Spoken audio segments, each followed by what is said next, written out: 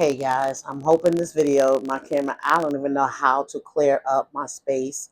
I done got rid of stuff, but anywho, yeah, she sent him to Freaknik, and it just was crazy because here he is with a stepson and a biological son. Well, now that's like I said, we had two kids. He went off and everything, and she brought him clothes and everything. So she didn't care that I was home with the kids. And you know, looking back, she was just a nasty person. She was a jealous. She was jealous and upset, like just mad that he had somebody to love to me, or it just was just weird because, or she just didn't like his girlfriends, or she didn't like me because I feel like she thought I was a nothing ass bitch. You know, I feel like she just thought I was someone with no future, no hope, no, just one of these girls out there in the street. And I can understand on one hand how it can appear to be because I came from, you know, just the thinnest of the barest minimum. My mother was a drug addict and she knew that. And I think she held half of that against me. And the fact that I had two kids before him, you know. And okay, if I'm playing devil's advocate on my own, I can see because truth be told, I don't want my children with people with kids, either. So I understand that. I will want them to. So I understand that, but at the same time, if you're with that person and you really like that person, then okay. I'm just gonna make sure you guys are doing what you need to do responsibly, and he's a good, like my son is a good man or my daughter's a good woman to you, and you are, and vice versa. Anywho, he came back, a hot mess. You know, this was disgusting. He came back with shirts with naked women on it and pictures with him, like it was like, yeah, and I remember just starting to feel some type of way about how I was being treated. Um, he would just go out and do whatever he wanted to do. And this the crazy thing. At the same time, for a while, he was still seeing that other girl. She was accepting exactly what I was accepting. The bare minimum, low self-esteem, I guess you want to call it, immaturity, whatever. But she was accepting the same thing. I knew this because I had found out because one day, um, I heard him. I so back in the days, I know you guys know, like phones was connected. If you had two phones in the house, 9 times out of 10 they were connected. You could just pick up one end and hear someone else talking on it. So one day he thought I got in the shower, and because the shower was running. Now, first of all, the bathroom is loud. You turn it on, it's like one of them bathrooms where you can hear the vents and everything. And then the shower had a ring, like kind of noise to it. It was just weird. But anywho, in his house, right, in his parents' house. So I don't know what made me do it. I feel like it was intuition, but I snuck out the bathroom and I went.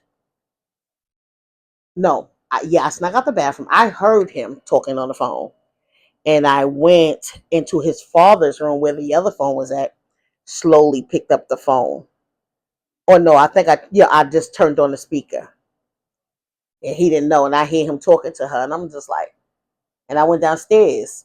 I didn't know, let him know that I hung up that phone upstairs, and I went downstairs just to stand there. And he hurried up and hung up, talking about, oh yeah, I'm gonna talk to you later and everything. And then he had the nerve to try to flip it on me, and we got into it.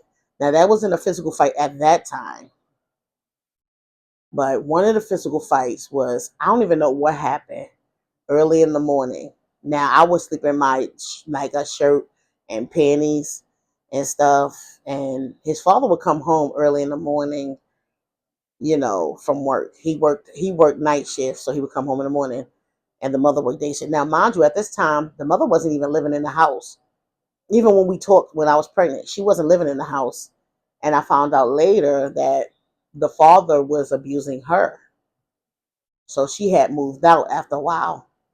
Um, so yeah, we had I don't even know what happened. Like I said, it was an argument or something, and then we got physical. We got into a fight, and I ran downstairs. I was going to call the cops. And he called himself coming down there, beating on me and everything like that. And I was screaming, and his father came downstairs and was like, cursing out, "What the heck is you doing?" And mind you, I'm in my panties and a shirt and t-shirt. You know, I never forget pink lacy panties. You know, and yeah, and his father was like, "Are you okay?" And I'm like, "Yeah, I'm okay." And I'm grabbing everything, and I'm just trying to get out of there. Anywho, like I said, it just got worse from there. It got worse. We went to. He wanted me to come to. Well, he didn't want me to come. His friend's girlfriend wanted me to come because she knew I was his baby mother. They had like a cookout at a big old park. There was different friends there and everything like that. And I noticed he was kind of smiley in one of the girlfriend's faces, like I wasn't there, you know. And she was smiley too. Look, she was sleeping with everything. Well, okay, I'm gonna take it back because she did catch HIV, so I'm gonna take it back. She was fast, and she ended up with a bad decision. Anyway, um, yeah. So we had an argument that day because you're doing things, and then we end up going back to his parents' house, and we're pissed off, whatever. We end up in a fight. We did end in a physical fight. Um, I was hitting him with fishing poles. Yeah. Anywho, um, yeah, I fought back. I never just sat there. It doesn't make it right, He definitely was bigger than me and overpowered me and everything like that. So, but I fought back. I just couldn't sit there and let like, although he always overpowered me, but still, I'll never forget one time his uncle was there. It was just me, his uncle, and him. My sister came. She wanted me to go somewhere with her. My biological sister came. She wanted me to go somewhere with her. He was so jealous and stupid and ignorant that he picked a fight with me because he knew once if he picked a fight with me, I wasn't going nowhere. He picked a fight with me. He ended up making my punching me in my mouth again and making my mouth bleed. And I ran to the bathroom, and he said, "Oh, I'm sorry," all this weird bull crap that they say, I'm sorry, whatever. All the while, his uncle was downstairs, didn't even move. He didn't even try to budge, you know. He wasn't an old man, He could have came and said like, "Yo, why you hitting her?" You know, just disgusting people all around, you know. Um, I found out his brother was an abuser, you know, things like that. But I still was staying in it because a lot of times I stayed because of what I was taught. I was taught that you stay, for even though I wasn't married to him, but you stay for better or worse, like things like that. And I had kids by him, and it was to where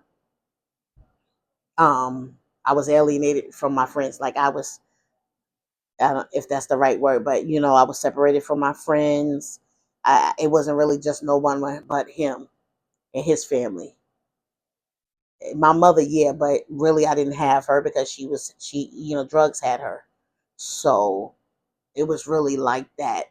They made it seem like the grass was so green on that side, you know, and you end up with possessive, narcissistic, abusive men. You end up not having friends, not having family around you. They shelter you, so they're all you have to depend on. you know they make it so that they're the only ones that it seems like they're the only ones that can take care of you, right? So yeah, I dealt with that, and then I moved into my own place. I went to the shelter, everything like that. I went through all the motions. Now let me just tell you something. When I had my third child by him, I went through postpartum depression. My third child by him was a daughter. Off and on, my son, my other son that was staying with his grandmother and his father at the time, he's off and on coming, visiting and things like that. Like, we're going through this and stuff. And yeah, I had menopause, postpartum depression with my daughter, our third child. It was rough. It was really rough. It was really fucked up, to be honest with you, because I just felt my worst. And he, I remember him painting his room. So he had everything in the middle of the bedroom. And mind you, I didn't breastfeed. So I was running fevers. My breast was hard because I wasn't getting rid of the milk. So it was causing fevers, all kinds of, I was going through it. When I tell you guys, I just didn't feel, I felt the worst. I was like, shit. His mother was, oh, get her, get her, but she would take the baby sometime. I give her that, give her credit. She would take the baby so I could try to get some rest. She told me to take some hot towels and put it around my breast, things like that. Um, it just was like, but they really didn't care. Like it wasn't really like a really give a fuck, like so I went through postpartum depression, really bomb. I felt alone, you know. Um, and the days I did feel happy, I love to sing. There was days I felt happy and I was sing, and he would be like, "Shut up, shut the f up! Like, why are you singing? Shut up!" Just like weird, Um, made me feel some type of way, but I think I just brushed it off, But thinking about it years later, it made me want to bash him in his head. But um, working on that. I'm in therapy, but yeah. But it's just crazy because it's like, wow, I went through postpartum depression. This man was painting his room. I wasn't tended to. It was just like, you know, and I remember telling, no, yeah, I think I told his mother, that I was going to do an autobiography on my life. And she was like, you too young to do an autobiography on your life and things like that. And she was like, you haven't even been through life yet. You didn't even know, you don't know what I've been through. You just know me from knowing my relationship with your son. I had been through a lot before that, for my young age. But also, I remember I told her also, oh no. So with the postpartum depression, after a while, I started having anxiety. And I believe also, right, because I started being closed off to just staying in his house. While he was running the streets with his friends, having fun, being a normal young man. I was in the house stuck with the kids. And I don't want to say stuck, but I'm just saying, like, I always, I remember we came up with something where I was like, okay, we came up with something. We talked about, he would go out on a Saturday. I would go out on a Friday, hang out with my friends, and we would go out on a Saturday. He would go out on a Saturday. That never happened like that. It never happened. I end up being in the house all the time. And a lot of time when his parents wasn't there, he brought company over, girls and guys, and would tell me to go upstairs, like as if I just was like the help or there and things like that. And times I did, because it came to a part where I didn't want to get into a confrontation. I didn't want to get into a physical altercation. So I would go upstairs and things like that. And it just started to wear on me. And that's where I started saying, like, a lot of times, like, I lost my voice, like I lost, wow, I just didn't know who I was. His brother would come over with a girlfriend. They would be getting dressed and getting ready to go out and everything, and I'm just sitting there in the room, just sitting there. And I remember always feeling sick. I just remember always feeling like not myself, not me, and this was the beginning of my depression and anxiety and all that stuff like that, and I would feel like heart palpitations and breathing funny and dizziness and just like, you know, my lips would get numb and I would get dizzy. Like it was just horrible. But anywho, moving on, um, ended up having my own apartment, and that's where a lot of the fights happened, like really bad and stuff. I remember one argument we had is because, like I said, oh, I skipped over the part where the chlamydia situation. When I went to the doctor the first time and they gave me medication, he convinced me that he didn't have it. So I end up getting it again, of course, needless to say, and went back to the doctor, got more pills, and yeah, you know what I mean? And it wasn't until I had to, like, my doctor was like, he needs to come to the doctor with you. Yeah, this man could have gave me HIV or herpes or something. He could have given me something worse. But thank God, God was merciful to me because He knew I was a fool. And they say God take care of babies and fools. You know, I'm getting a little emotional, but it's okay. Just thinking about stuff because it's just like sometimes I be like, it wasn't fair. You know what I mean? For me to come across a motherfucker like him, you know, it looking on the outside, it appeared to be that green grass, middle class family, mother, father. And there was times where the other family members would come over with dishes, like say holidays, dishes, and they would come with dishes, and they would come, and it's fun, and everybody laughing. The men would sit downstairs watching TV, and a woman, like it was really it. I've never had that. I never had that. You know, living with my mother, and my mother was a drug addict. It was just me, my sister, and her. Before, well, my grandmother, before we even moved to that place, it was my grandmother, my uncles, and everything. So my grandmother would cook and everything, but I didn't. It still didn't feel like family type thing. It's just like she cooked. Nobody was there. My uncles and everybody was outside. My grandmother would cook for Thanksgiving and stuff like that, and it would be just like, okay, we eating. Wasn't I've never felt that. So I stayed. And you know what's crazy? I brought my sister in, the one I thought was sleeping with him, you know. And I forgot to get into the other instances about that because it's just so much. But yeah, there was a time I was at the laundromat and he took my key and went upstairs.